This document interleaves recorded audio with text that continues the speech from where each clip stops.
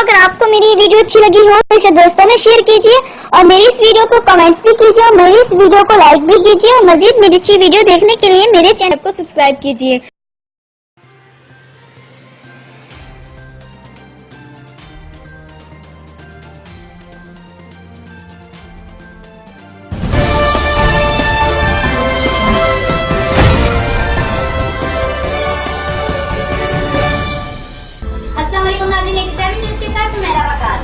Traffic police की रिवायती बेहिसी का मुंह बोलता सबूत और पुलिस की मेहरबानी ने लोगों को कब्रिस्तान का रास्ता दिखाने लगी। पुलिस एहलकार मुख्तलिफ जगहों पर नाके लगाकर लूट मार का बाजार गर्म करना अपनी ड्यूटी समझते हैं।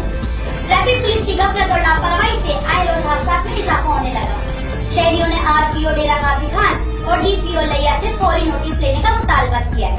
इस हवाले से रिपोर्ट देखते हैं लिया से 87 न्यूज के ब्यूरो चीफ मलिक फैजुल्लाह की।